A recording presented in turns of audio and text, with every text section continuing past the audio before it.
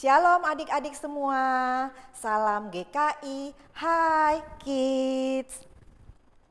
Pastinya adik-adik semua sudah siap untuk mendengar firman Tuhan hari ini kan?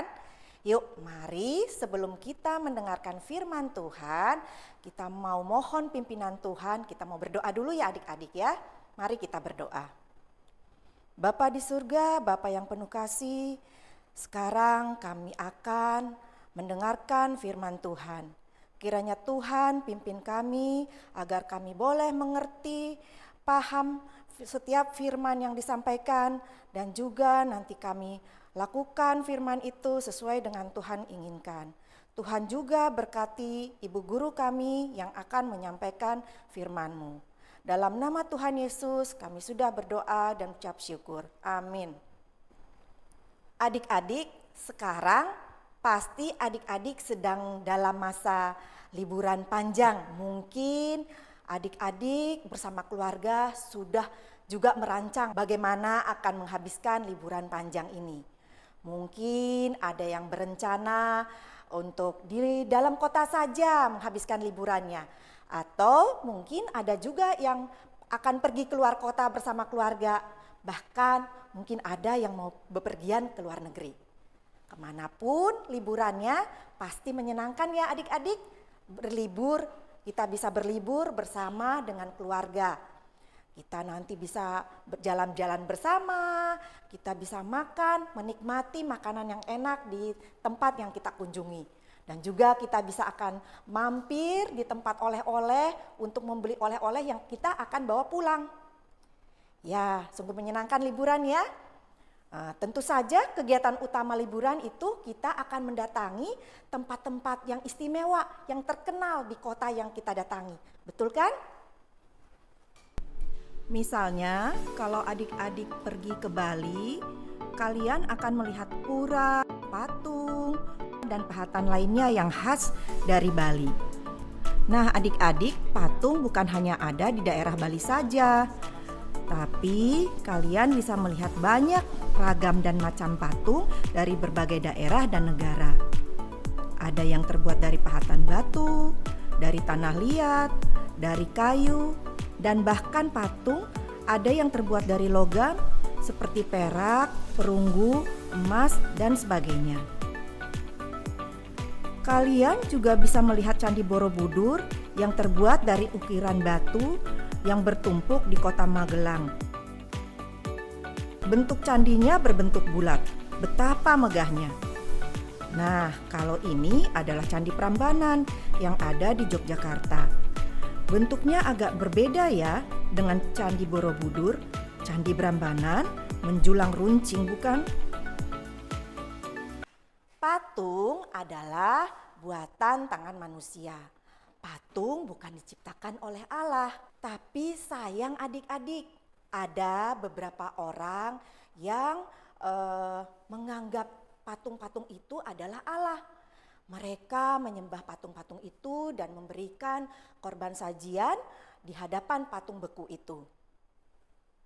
Ketika bangsa Israel mulai bergaul dengan bangsa-bangsa lain di sekitar wilayah mereka, mereka mulai mengenal kebudayaan yang berbeda dengan budaya mereka.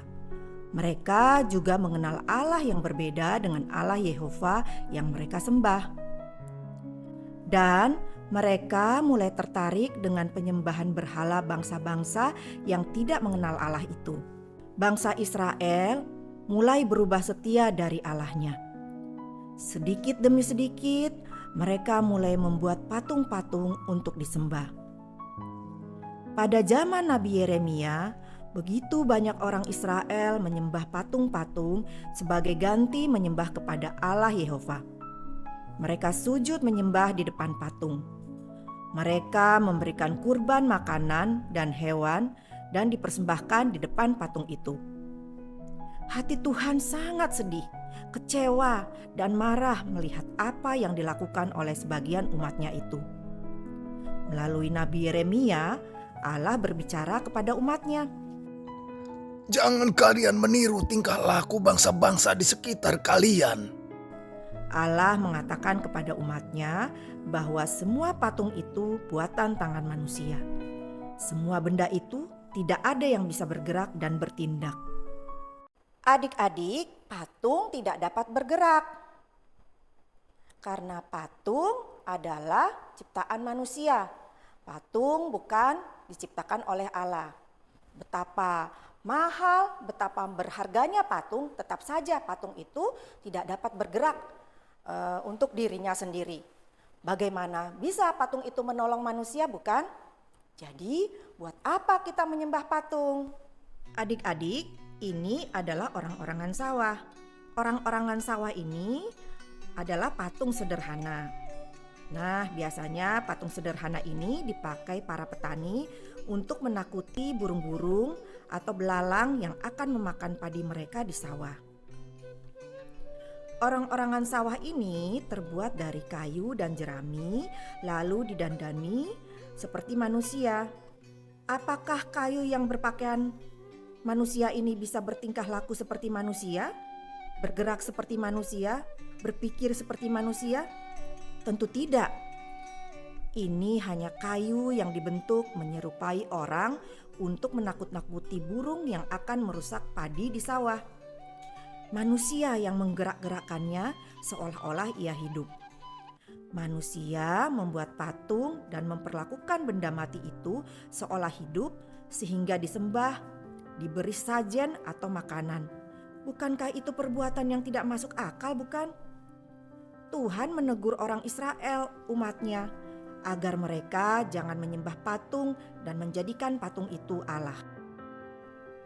Firman Tuhan hari ini diambil dari Yeremia 10 ayat 10a. Akan tetapi Tuhan adalah Allah yang benar. Dialah Allah yang hidup dan Raja yang kekal. Kita ulangi lagi ya. Yeremia 10 ayat 10a. Akan tetapi Tuhan adalah Allah yang benar. Dialah Allah yang hidup dan Raja yang kekal. Nah, Allah mengingatkan kita bahwa Allah tidak bisa dibandingkan dengan patung-patung berhala itu, adik-adik. Patung-patung berhala itu buatan tangan manusia.